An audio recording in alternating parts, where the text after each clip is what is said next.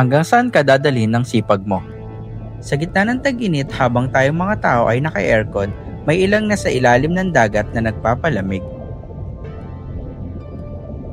Ito ang Atlantic lobster na nagpaandar ng sariling fitness journey.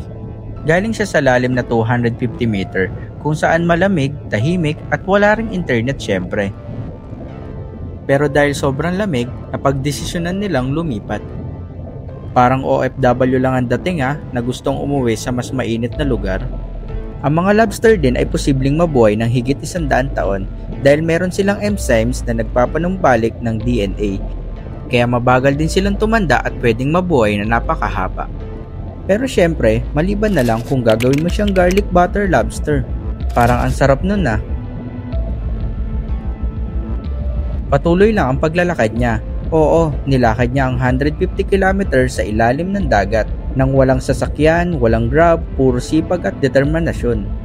Pagdating niya sa sandbank, akala niya makakapagpahinga na siya, pero hindi. May mga nauna na at lahat sila may teritoryo na. Literal na bato-bato sa langit, lobster ang tinamaan, kaya nagsimula ang laban ng mga ito. Dito, ang laki ang basihan ng respeto at dahil 7 kilo siya yung tipong hindi mo basta sisingitan sa pila. Habang nagkakagulo sa teritoryo, abala naman ang mga babaeng lobster. Nagbubuhat kasi sila ng 20,000 eggs sa tiyan. Isipin mo yun, parang naglalakad sa beach na may bitbit ng grocery ng isang buong barangay.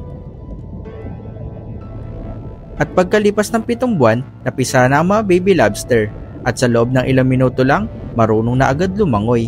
Oo, marunong na agad sila, tayo nga minsan 3 buwan pa bago matutong lumangoy o mag-freestyle.